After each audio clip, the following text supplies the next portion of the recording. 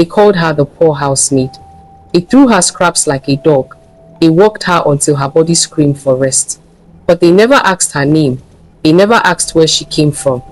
They never asked why a girl so educated, so well-spoken, would work for pennies cleaning their floors. My people, before we continue this story, let me say a short prayer. May God protect every child struggling to save their parent. May He expose every wicked person who uses power to destroy the innocent and fight battles we cannot fight ourselves. Amen. Cinderella kept her secrets buried because her mother's life depended on it. Every shilling she earned bought another day, another breath, another chance for her mother to survive the illness that was slowly killing her. She endured the insults. She endured the cruelty. She endured everything until the day Mr. Okonkwo decided he wanted more than just her labor. When she refused him, he told his wife a lie that would destroy Cinderella's entire world. That housemaid tried to seduce me. The wife didn't investigate, didn't question, didn't care about truth. She simply threw Cinderella into the streets like garbage, taking everything: her job, her home, her only source of income. Standing in the rain with nowhere to go and her mother dying 3 villages away, Cinderella made a decision. She would stop hiding. She would stop pretending. She would reveal who she really was. And when the truth came out, the family that destroyed her would learn a lesson they would never forget. Never judge someone by their circumstances. Because the poor housemaid you're oppressing might be the only person standing between you and total destruction. But let me tell you how this began. Let me tell you about the girl they called Cinderella and the secrets she carried in her heart. If this story is touching your heart, please subscribe to African Tales by Favorite. We bring you stories that matter, stories that teach, stories from our own people. Now, let us see what Mr. Okonkwo will do to this poor girl. 6 months before that rainy night, Cinderella arrived at the Okonkwo compound carrying nothing but a small cloth bag and a prayer on her lips. Her real name was Oluchi, God's work, but Mrs. Okonkwo decided it was too fine a name for a housemaid. "We'll call you Cinderella," she said with a laugh that had no warmth, "because you'll be cleaning ashes from our fireplace." Oluchi bowed her head and accepted the name. She accepted everything, because 3 villages away, her mother lay on a mat, coughing blood into white cloth that turned crimson. The medicine cost more than Oluchi could imagine. The doctor said without it, her mother had weeks, maybe days. So Oluchi became Cinderella. She scrubbed floors until her knees bled. She washed clothes until her hands cracked. She cooked, cleaned, and served from before sunrise until long after the family slept. Mrs. Okonkwo paid her almost nothing, barely enough for her mother's medicine, and a handful of gari for herself. "You should be grateful," Mrs. Okonkwo said often. "A girl like you, no family, no prospects. You're lucky we took you in." Oluchi would bow. "Yes, ma, thank you, ma." She never told them about the university degree she'd earned before her father died. Never mentioned the scholarship she'd abandoned when her mother fell ill. Never spoke of the name she'd left behind, a name that carried weight in certain circles, a name connected to land and legacy and power. She kept silent because her mother had begged her to. "Hide yourself," her mother had whispered through cracked lips. "There are people who would harm you if they knew. Stay small, stay safe, until the time is right." So Oluchi stayed small. She became Cinderella, the poor housemaid who scrubbed and bowed and disappeared into the background. But Mr. Okonkwo had been watching her, and what he wanted, he believed he deserved to take. The nightmare was about to begin. Before she became Cinderella, Oluchi's life had been different, beautiful even. She grew up in Umunachi, a village where her family name Okoro meant something. Her father, Chief Okoro, had been a respected elder, a man whose word carried weight in disputes, whose wisdom settled conflicts. Their compound wasn't wealthy like the Okonkwoses, but it was filled with something richer: love, laughter, and respect. Oluchi was their only child, born after years of prayers. Her father called her his miracle. Her mother called her the answer to every petition I whispered to the ancestors. They gave her everything: education at the best secondary school, university in the city, studying literature and business. Dreams of becoming a teacher, maybe opening a school for village girls who had no opportunities. "You do great things," her father used to say, his eyes shining with pride. "You lift up others the way we lifted you."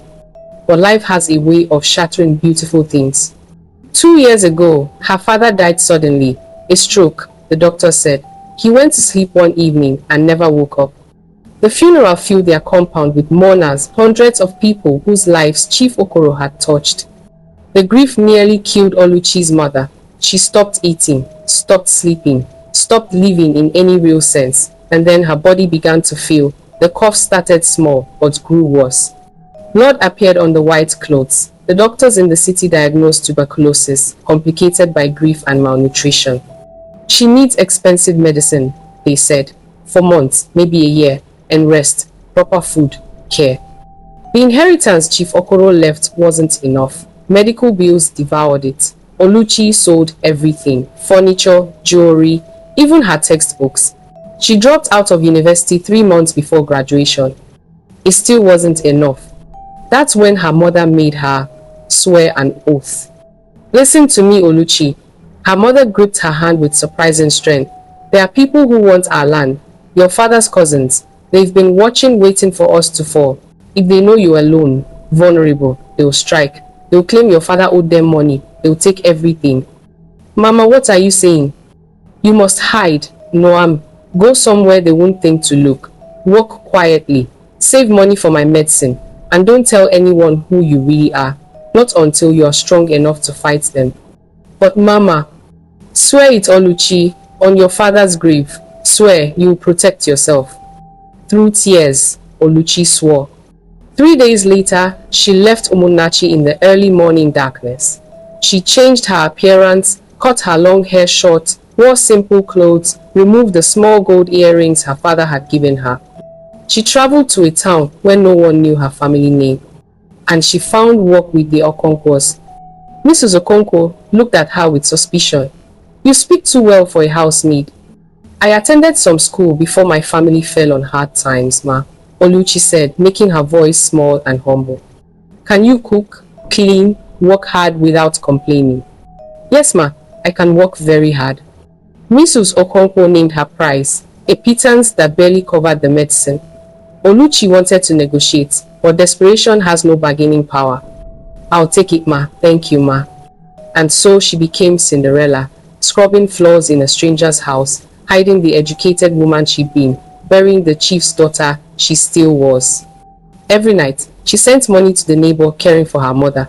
Every night, she prayed it would be enough. Every night, she told herself, "Just a little longer, just until Mama is well." But time was running out faster than she knew. Mr. Okonkwo believed the world owed him everything he desired. He'd built his wealth through imports, bringing goods from overseas and selling them at prices that made other traders whisper about his methods. Some said he bribed customs officials. Others claimed he had powerful people protecting his business. No one dared investigate too closely. In his compound, his word was law. His wife obeyed him. His children feared him. And the housemaids who came and went learned quickly. Do exactly what Mr.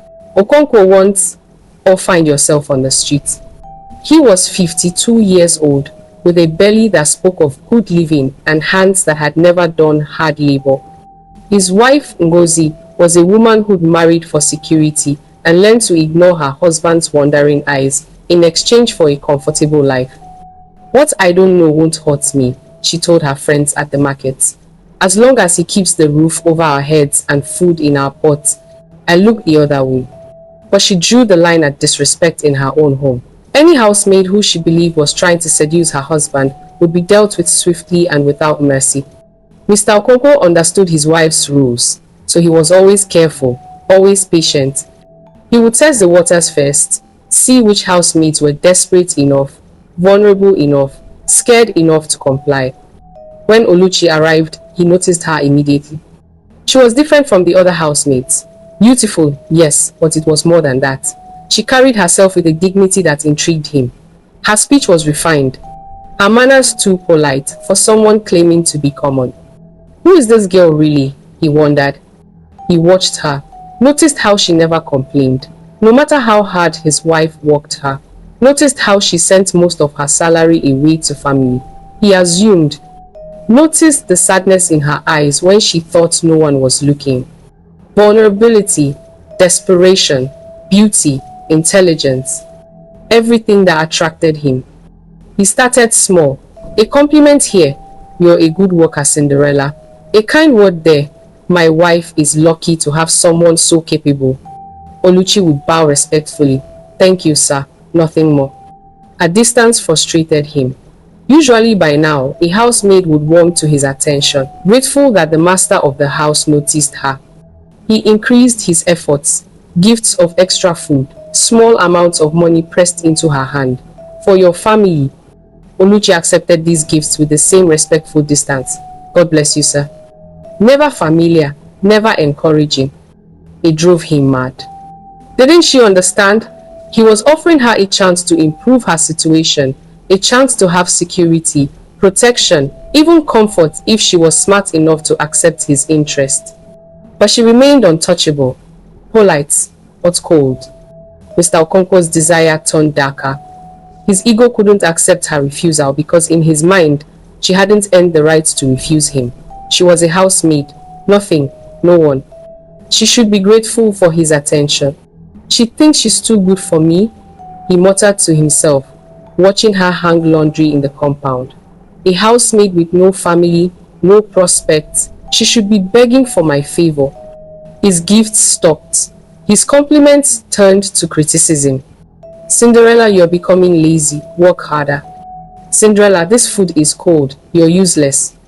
His wife noticed his changed mood and assumed the housemaid had done something to displease him. She became harsher too, piling more work on Oluchi, finding fault in everything. Oluchi endured. Her mother's medicine was more important than pride. But Mr. Okonkwo's patience was ending. And when a man like him decides he will have something, he doesn't care who gets hurt in the taking. The trap was being set. It started with touches that lasted too long. Mr. Okonkwo would brush past Oluchi in the narrow kitchen, his hand grazing her waist. Excuse me, he'd say, his breath hot against her neck. She would step aside quickly, keeping her eyes down, her face neutral. When she served him food, his fingers would linger on hers as he took the plate. Thank you, Cinderella. His eyes traveling over her in a way that made her skin crawl. She began serving him differently, setting the plates down quickly and stepping back before he could touch her. He noticed, and it amused him. Why are you always running from me? He asked one afternoon when his wife was at the market. Am I so terrible? No, sir, Oluchi said carefully. I just want to finish my work, sir. Your work. He smiled, but there was no kindness in it. You work so hard, too hard. A young beautiful girl like you should have someone taking care of her. I take care of myself, sir. But what if you didn't have to? He moved closer. What if you had someone who could make your life easier? Someone who could help with your mother's medicine? Oluchi's blood went cold. How did he know about her mother? I pay attention, Cinderella, he said, reading her face. I know you send all your money away. I know you're desperate. I could help you. All you have to do is be friendlier. The word hung in the air like poison. Sir, I appreciate my job here, Oluchi said, choosing her words carefully.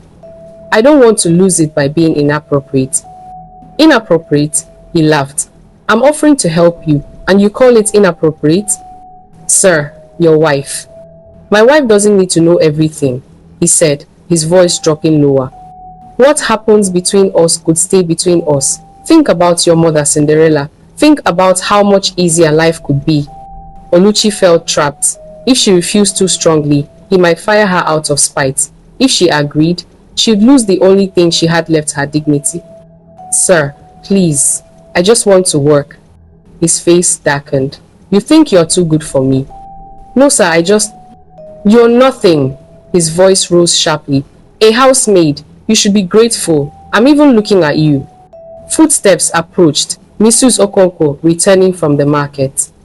Mr. Okonkwo's expression changed instantly.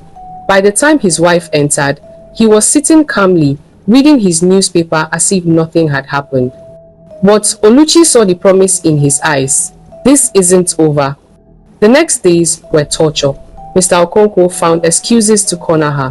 When his wife left for church meetings, He would appear wherever Oluchi was working. Still being stubborn, he'd say, standing too close. Oluchi tried to never be alone. She walked faster, moved constantly, stayed in sight of others when possible.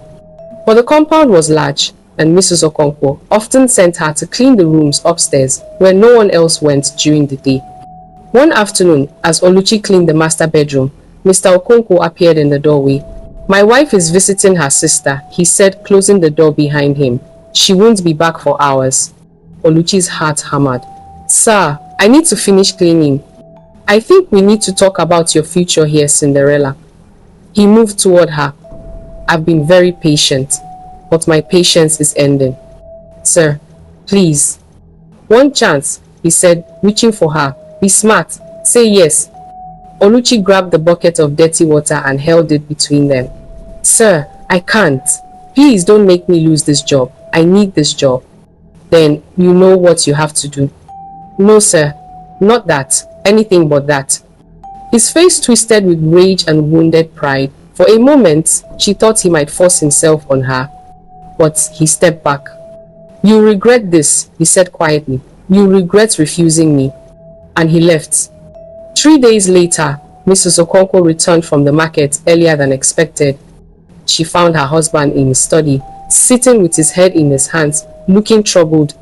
"Nanny, what's wrong?" He looked up at her, his face a perfect mask of distress. "Ngozi, we need to talk about the housemaid." "Cinderella, what about her?" He hesitated, as if the words pained him. "I didn't want to tell you. I thought I could handle it myself, but it's gotten worse." "What has gotten worse?" "She's been making advances toward me." The room went silent. "What did you say?" "The housemaid," he repeated, his voice full of false shame. "She's been trying to seduce me. At first, I thought I was imagining it. The way she looks at me, the way she finds excuses to be near me when you're not home. But today..." "Today what?" "Today, she came to my study and she touched me inappropriately. She said she knew I wanted her, that we could have an arrangement." Mrs. Okonkwo's face transformed. Shock became fury in seconds.